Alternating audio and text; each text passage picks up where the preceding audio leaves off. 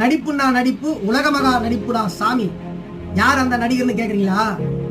எனக்கு சொந்த வீடு கூட இல்லை என்று கண்ணீர் மல்க நாட்டு மக்களை ஏமாற்றக்கூடிய வகையில் இந்திய நாட்டினுடைய பிரதமர் மோடி அவர்கள் ஜார்க்கண்ட் மாநில பிரச்சார கூட்டத்தில் பேசியிருக்கின்றார். ஆனால் உண்மை நிலவரம் என்ன தெரியுமா? 2019 நாடாளுமன்ற தேர்தலின் போது மனு தாக்கலில் குஜராத்தில் உள்ள காந்தி நகரில் 1,10,00,000 ரூபாய்க்கு எனக்கு சொந்த வீடு இருப்பதாக பிரதமர் மோடி அவர்கள் குறிப்பிட்டிருக்கின்றார் அந்த மனுவில்.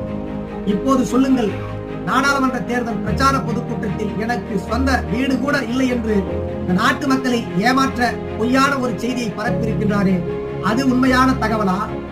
அல்லது 2019 நாடாளுமன்ற தேர்தலின் போது மனு தாக்கலில் எனக்கு குஜராத்தில் உள்ள காந்தி நகரில் 1,10,00,000 ரூபாய்க்கு எனக்கு சொந்த வீடு இருப்பதாக குறிப்பிட்டிருக்கின்றாரே, அது உண்மையான செய்தியா என்பதை